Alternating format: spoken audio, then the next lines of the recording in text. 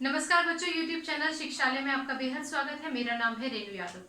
बच्चों, अभी तक लास्ट लेक्चर तक हम कॉम्बिनेशन रिएक्शन की बात कर चुके थे और आज हम बात करेंगे डिस्प्लेसमेंट रिएक्शन की। डिस्प्लेसमेंट जैसे कि वर्ड का मतलब ही है कि एक ऐसा कॉन्सेप्ट जहां पर एक लेस रिएक्टिव या लेस एनर्जेटिक को कोई हाई रिएक्टिव या हाई एनर्जेटिक डिस्प्लेस कर सकता हो। अगर हम केमिस्ट्री की बात करेंगे तो केमिस्ट्री में एक high reactive element low reactive element को डिस्प्लेस कर सकता है। यदि ऐसा प्रोसेस होता है तो हम उस प्रोसेस को डिस्प्लेसमेंट बोलते हैं, और रिएक्शन होती है तो रिएक्शन हो जाता है हमारा डिस्प्लेसमेंट रिएक्शन। ओके, किस तरीके से होता है पहले वो समझते हैं। डिस्प्लेसमेंट रिएक्शन को समझने के लिए या किसी भी रिएक्शन को समझने के लिए ये समझ लीजिए कि कोई भी कंपाउंड हमारे पास कैटायन और एनायन से मिलकर बना होता है। आप जानते हो कि कैटायन वो होता है जिसके ऊपर चार्ज होता है पॉजिटिव। ये पॉजिटिव कितना भी हो सकता है, 1 positive, 2 positive, 3 positive, clear. Positive charge होना चाहिए। तो जिसपे पॉजिटिव चार्ज होता है वो कैटायन होता है। जिसपे नेगेटिव चार्ज होता है, इररिस्पेक्टिव कि कितना नेगेटिव है, 1 नेगेटिव, 2 नेगेटिव, 3 नेगेटिव एक्सेट्रा, जिसपे भी नेगेटिव चार्ज होता है वो आपका एनायन कहलाया जाता है। जब ये दोनों मिल जाते हैं तो ये कहलाया जाता है आपका कोई भी कंपाउंड। जैसे अगर हम केवल Cu2 पॉजिटिव SO4 2 नेगेटिव की बात कर रहे हैं तो ये दोनों के दोनों जब मिल जाएंगे, आपने क्लास 9 में पढ़ा है ना क्रिस्टॉस, है ना। और यहाँ पे तो क्योंकि इक्वल अपोजिट वैलेंसीज है तो यहीं पे कैंसिल ही कर देंगे तो प्रोडक्ट बन जाएगा आपका CuSO4। किसी भी रिएक्शन को समझने के लिए आपको किसी भी कंपाउंड को उसके कैटायन एनायन में, यानी कि जनरली अगर बोले तो आयंस में तोड़ना आना चाहिए। उसके लिए आपको उनके चार्जेस याद होने चाहिए, जो क्लास 9 में है पहले ही बता दिए हैं। ठीक है, इसी कॉपर सल्फेट की थोड़ी और बात कर लेते हैं बेटा। कॉपर सल्फेट ना असल में व्हाइट कलर का होता है। कॉपर सल्फेट का ओरिजिनल अपना कलर जो होता है वो व्हाइट होता है। इस कॉपर सल्फेट को जिस भी कंटेनर में ये रखा है उस कंटेनर को आप खोल दीजिए। जैसे ही ये एयर के कांटेक्ट में आता है तो हवा में जितना भी वाटर वेपर है ना, वो वाटर वेपर जैसे ही इस कॉपर सल्फेट के कांटेक्ट में आता है, कॉपर सल्फेट ब्लू कलर का हो जाता है। कहने का मतलब कि कॉपर सल्फेट को अगर मॉइस्चर मिल जाता है या पानी की बूंदें मिल जाती हैं या पूरा पानी ही मिल जाता है तो ये ब्लू कलर का हो जाता है। वैसे इसका ओरिजिनल कलर एनहाइड्रस फॉर्म में अगर ये रहेगा, मतलब उस फॉर्म में जहां पर पानी का छोटा सा कण भी इसके पास नहीं है, थोड़ा ड्रॉपलेट भी उसके पास नहीं है, उस कंडीशन में कॉपर सल्फेट व्हाइट कलर का होता है। पर अगर इसमें ये हाइड्रस हो जाएगा, इसमें पानी की बूंदें आ जाएंगी, वेपर आ जाएगा, मॉइस्चर आ जाएगा, तो ये ब्लू कलर का हो जाएगा। क्लियर। इस कॉपर सल्फेट की ही हम बात कर लेते हैं थोड़ी और। अब कॉपर सल्फेट जो मैंने अभी आपको बताया कि व्हाइट कलर का होता है, इसको मैं एक बीकर में डाल देती हूँ। बीकर में मेरे पास पानी है। क्लियर। यहाँ पे क्या है हमारे पास, पानी। ऑलराइट, पानी में मैंने वो कॉपर सल्फेट डाल दिया है जिस कॉपर सल्फेट का ओरिजिनल कलर व्हाइट होता है। क्लियर। जैसे ही ये कॉपर सल्फेट इस पानी में जाके मिक्स होगा, हाँ, तो यहाँ पर अब जो सॉल्यूशन बनेगा उसका नाम रहेगा कॉपर सल्फेट ही। लेकिन क्योंकि वो कॉपर सल्फेट अब पानी के कांटेक्ट में आ गया है, और अभी हमने पढ़ा कॉपर सल्फेट अगर पानी मॉइस्चर के कांटेक्ट में आ जाता है तो उसका कलर हो जाता है ब्लू। तो इस कॉपर सल्फेट का कलर क्या हो जाएगा, ब्लू। इतना तो आपको समझ में आ गया होगा। दूसरी बात ये कि क्योंकि ये कॉपर सल्फेट पानी में घुल चुका है, ये कॉपर सल्फेट पानी में घुल चुका है और इसने कॉपर सल्फेट का एक मिक्सचर बना लिया है, सॉल्यूशन फॉर्म में आ गया है, इसीलिए इस कॉपर सल्फेट के आगे हम AQ लिखेंगे। याद है ना, पुराने लेक्चर्स में हम लोगों ने पढ़ा था कि AQ का मतलब होता है वो जो पानी में घुलने से बना है, वो सॉल्यूशन जो पानी में घुलने से बना है, उसके आगे हम एक्वस लिखते हैं। क्लियर। डिस्प्लेसमेंट रिएक्शन में हम आज कॉपर सल्फेट की ही बात करेंगे और देखेंगे कि कॉपर सल्फेट से एलिमेंट्स किस तरीके से रिएक्ट करते हैं, क्या वो उसको डिस्प्लेस कर सकते हैं या नहीं कर सकते हैं। ठीक, हम लेते हैं कॉपर सल्फेट CuSO4। ओके, मैं बारी बारी से आपको समझाऊंगी, एक एक स्टेप करके समझाऊंगी, बहुत धैर्य से सुनिए। कॉपर सल्फेट में मान लीजिए कि मैंने मैग्नीशियम डाल दिया, magnesium sorry plus Mg। Clear. पहली बात तो ये समझ लो आप कि अगर आपको फिजिकल स्टेट लिखना है तो ये समझ लीजिए कि क्योंकि कॉपर सल्फेट अभी हमने यहाँ पानी में घोल के बनाया था, तो इसका जो एक्वस फिजिकल स्टेट होगा वो होगा एक्वस। अच्छा, मैग्नीशियम क्या है बच्चों? मैग्नीशियम तो मेटल है ना, और मेटल सॉलिड फॉर्म में ही होता है, हम एक्सेप्शंस की बात नहीं कर रहे हैं, क्लियर? तो हम यहाँ पे लिखेंगे सॉलिड। अब हमारा प्रोडक्ट क्या बनेगा, वो बनाने से पहले हम ये देखते हैं कि हम प्रोडक्ट बनाते किस तरीके से। कुछ बच्चे सिर्फ याद कर लेते हैं, याद नहीं करना बेटा। सबसे पहले तो इस कॉपर सल्फेट को तोड़ो कैटायन और एनायन में, Cu 2 positive, SO4 2 negative, Cu 2 positive, SO4 2 negative, इसमें हमने तोड़ दिया। अच्छा, अगर Mg इस कॉपर सल्फेट के साथ रिएक्ट करेगा, मतलब आपके पास अब एक बीकर है ना, इस बीकर में कॉपर सल्फेट है, इस कॉपर सल्फेट में आप मैग्नीशियम डाल रहे हो ना बेटा, तो जब आप मैग्नीशियम इस कॉपर सल्फेट में डालोगे तो मैग्नीशियम अपने आयोनिक फॉर्म में टूट जाएगा। इसका मतलब इस पे जितने चार्जेस होंगे पहले वो रिप्रेजेंट कर दो आप। ये हो गया आपका Mg2 पॉजिटिव, क्लियर? पहले आपने क्या करना है, जो भी आपके पास कंपाउंड है ना उसको तोड़ दीजिए आयोनिक फॉर्म में।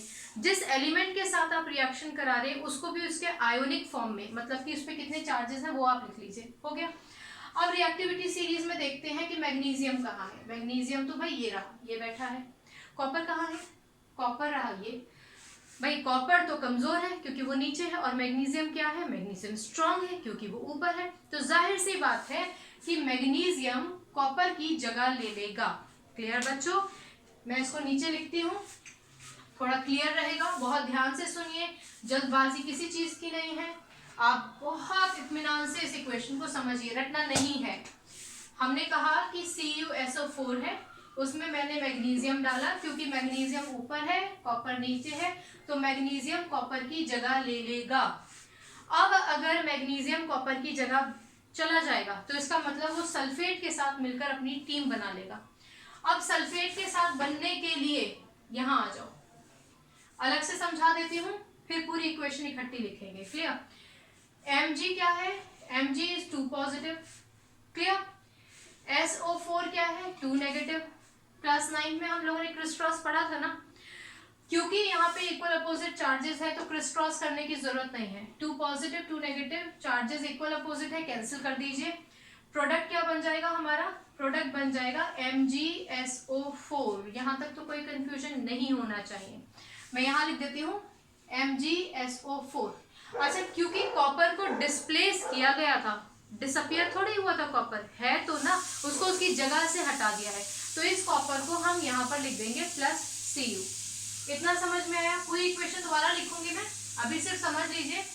अच्छा बेटा, ये MgSO4 है, मतलब कि ये कॉपर सल्फेट था, इस कॉपर सल्फेट में हमने Mg डाला, Mg ने कॉपर की जगह ले ली, सल्फेट के साथ टीम बना के MgSO4 बन गया।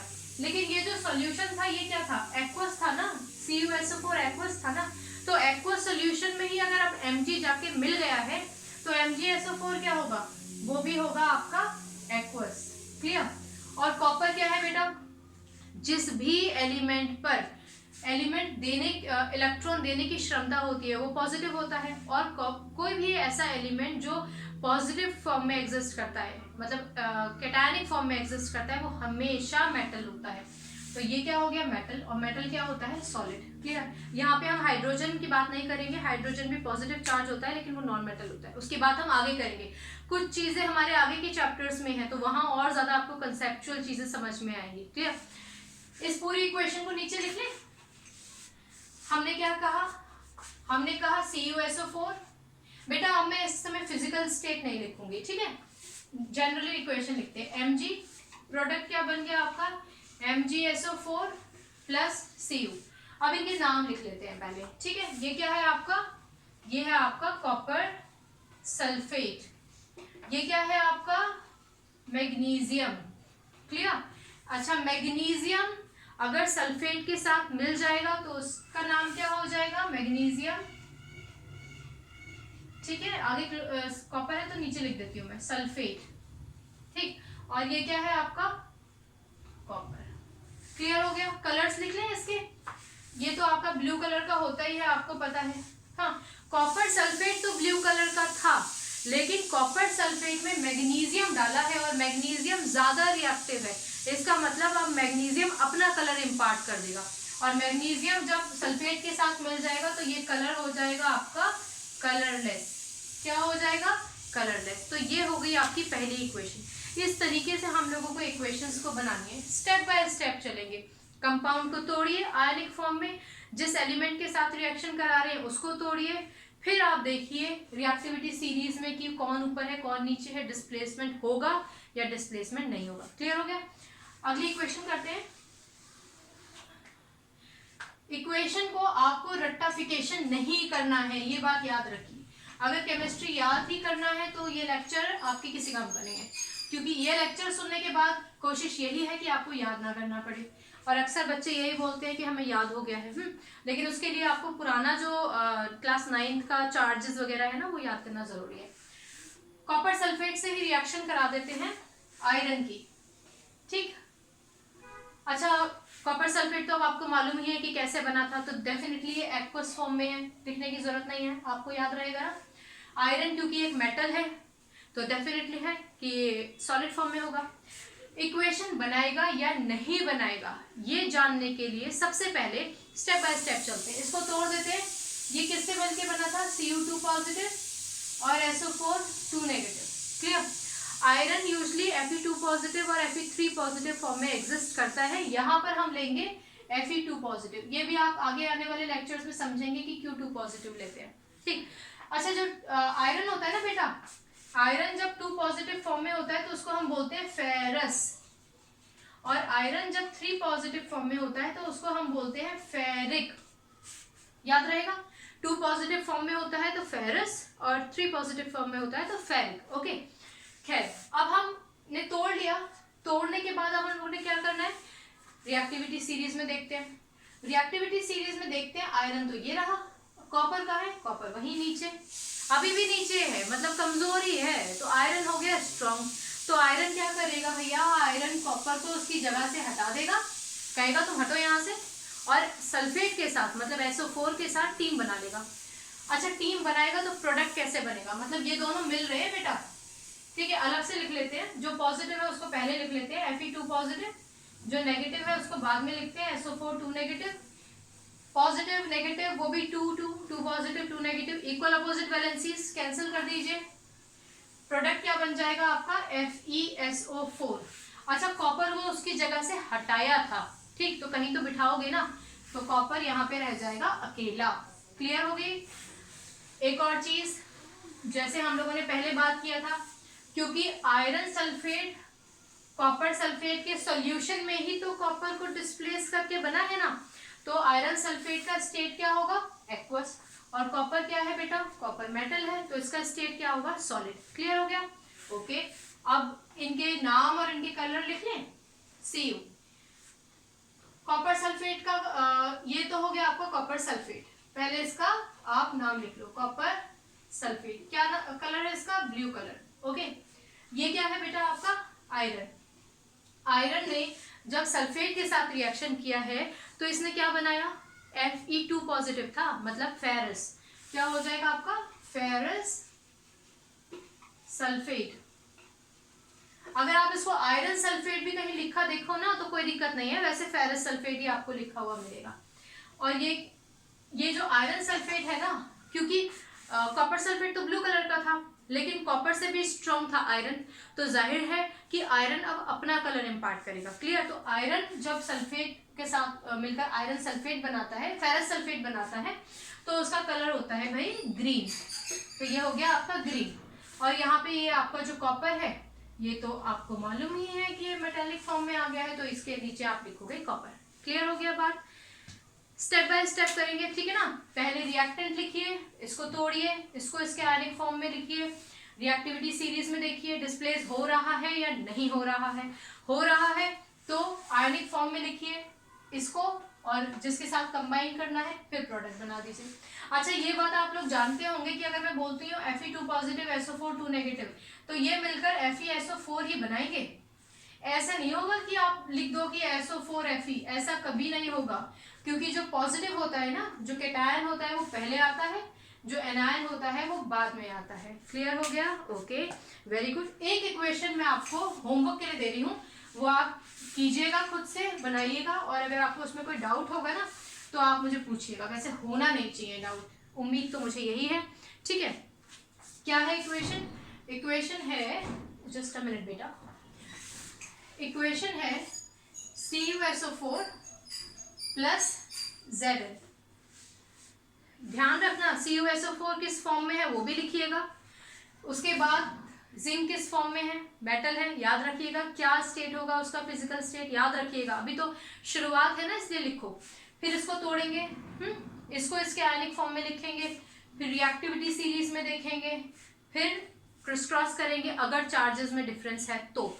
अगर चार्जेस में डिफरेंस नहीं है, इक्वल अपोजिट चार्जेस है, तो कैंसिल करके प्रोडक्ट बना लेंगे। कर लोगे ना इतना काम? चलो ठीक है, ये मैं आपको होमवर्क के लिए देती हूँ। और अब हम लोग जो है आगे बढ़ते हैं। आगे बढ़ने से पहले आप एक इक्वेशन और समझ लीजिए जो अच्छी इक्वेशन है। इसमें आपको क्रिस क्रॉस करने का एक नया मेथड पता चलेगा, है ना। हमारे पास एक प्रोडक्ट है AgNO3। AgNO3 नाम तो सुना होगा, सिल्वर नाइट्रेट। सिल्वर नाइट्रेट में हम कॉपर डालेंगे। सिल्वर नाइट्रेट में हमने कॉपर डाला है, तो सिल्वर नाइट्रेट से सिल्वर नाइट्रेट में सिल्वर को क्या कॉपर डिस्प्लेस कर पाएगा वो हम बाद में देखेंगे। पहले हम इसको तोड़ते हैं, ठीक है। तोड़ेंगे तो Ag क्या है? 1 पॉजिटिव, NO3 क्या है बेटा? 1 नेगेटिव, और Cu क्या होता है? Cu होता है 2 पॉजिटिव। क्लियर हो गया? अच्छा, एक बात याद रखिए, AgNO3 जो है ना वो भी आपका एक्वस होता है, एक्वस। और क्योंकि ये तो मेटल फॉर्म में है तो ये तो सॉलिड ही होगा, है ना। अब क्या कॉपर Ag को डिस्प्लेस कर पाएगा? जरा देखते हैं। कॉपर ये रहा, और Ag कहाँ है? ये। अरे वाह, इस बार तो हमारा कॉपर स्ट्रांग हो गया है। स्ट्रांग हो गया है का मतलब ये Ag को डिस्प्लेस कर देगा भाई। Ag को डिस्प्लेस कर देगा, इसका मतलब इसको इसकी जगह से हटा देगा, और इसका जो पार्टनर है ना नाइट्रेट, उसके साथ मिलके एक टीम बना लेगा। इसका मतलब ये दोनों कंबाइन हो जाएंगे। क्लियर? अच्छा, कंबाइन करने के लिए जो पॉजिटिव है ना ये वाला, इसको पहले लिख लेते हैं, अलग से लिख लेते हैं, Cu2 पॉजिटिव, और ये जो नेगेटिव वाला पोर्शन है इसको अलग लिख लेते हैं, NO3 नेगेटिव। इतना क्लियर हो गया? इसकी वैलेंसी लिखते हैं, वैलेंसी है 2 और इसकी वैलेंसी क्या है? 1। ये पहला हमारा केस है अभी तक जिसमें वैलेंसीज में डिफरेंस है। अच्छा बच्चों, जब वैलेंसी हम लिखते हैं ना तो वैलेंसी के साथ हम कभी भी प्लस या फिर नेगेटिव नहीं लगाते हैं। वैलेंसी के साथ प्लस या माइनस नहीं लगाते हैं। अगर 2 है तो ये सिर्फ 2 रहेगा, ना प्लस ना माइनस। अगर ये यहाँ माइनस मतलब एक ही माइनस लिखा हुआ है तो इसका मतलब इसकी वैलेंसी 1 रहेगी। लेकिन यहाँ जब वैलेंसी लिखेंगे तो प्लस या माइनस नहीं लगाएंगे। इसको हटा देते हैं ताकि आपको कंफ्यूजन ना हो। अच्छा, क्रिस क्रॉस तो आपने क्लास 9 में पढ़ा ही था, है ना। कॉपर की मल्टीप्लिकेशन जो इसकी वैलेंसी थी 1 उससे कराएंगे, तो इसका मतलब Cu कितना बनेगा आपके पास? 1। क्लियर? हालांकि इक्वेशन में प्रोडक्ट बनाते वक्त हम 1 को नहीं लिखते हैं, पर अभी समझाने के लिए लिख रहे हैं। अच्छा, NO3 का मल्टीप्लिकेशन किससे करेंगे? 2 से। बेटा NO3 का मल्टीप्लिकेशन 2 से करने का मतलब है कि NO3 जो है ना वो पूरा एक ग्रुप है, उस पूरे ग्रुप का मल्टीप्लिकेशन आपको 2 से करना है। इसका मतलब NO3 का होल ट्वाइस आप लिखोगे। ऐसे नहीं करोगे कि N का मल्टीप्लिकेशन 2 से किया N2 हो गया, O3 है उसका मल्टीप्लिकेशन 2 से किया तो O6 हो गया। ऐसे हम नहीं करेंगे, ये हम बैलेंसिंग के टाइम पे देखेंगे। ठीक है, पूरा जो NO3 है वो एक ग्रुप है, उस पूरे ग्रुप का मल्टीप्लिकेशन आप जो भी बैलेंसी होती है, जैसे इस केस में तो 2 है, उससे कर देंगे तो NO3 का होल ट्वाइस आ जाएगा। इतना आपको क्लियर हो गया? ओके, तो हमारा प्रोडक्ट क्या बन गया? Cu1 NO3 का होल ट्वाइस। जैसे कि मैंने आपको बताया था 1 लिखने का कोई औचित्य नहीं होता है, हम इस 1 को यहाँ से हटा देंगे, ये आपको समझाने के लिए लिखा गया था। ठीक है, इसके अलावा साइड प्रोडक्ट क्या बनेगा? क्योंकि Ag को डिस्प्लेस किया था ना, इसका मतलब साइड में क्या बच गया? केवल Ag बच गया है, तो यहाँ पे हम लिख देंगे Ag। ओके, अच्छा बच्चों एक बात सुनो, ये एक्वस था, कॉपर ने इस एक्वस सॉल्यूशन में एंट्री दी नाइट्रेट से रिएक्ट करने के लिए, तो जाहिर है कि ये जो सोल्यूशन है आपका ये भी एक्वस हो जाएगा AQ। आप लिख लीजिएगा, मैं तो आपको सिर्फ समझा रही हूँ कि लिखना चाहो तो लिख लो, मेरे पास तो जगह नहीं है इसलिए मैंने आपको बता दिया कि हाँ लिखा जाएगा यहाँ पे। और Ag क्या है बेटा, सिल्वर, सिल्वर मतलब मेटल, तो जाहिर है कि ये तो आपका सॉलिड फॉर्म में रहेगा। क्लियर हो गई बात। अब हम बात करते हैं इनके नामों के लिखने की, लेकिन नाम लिखने से पहले, कलर लिखने से पहले इक्वेशन को बैलेंस करना बहुत जरूरी है।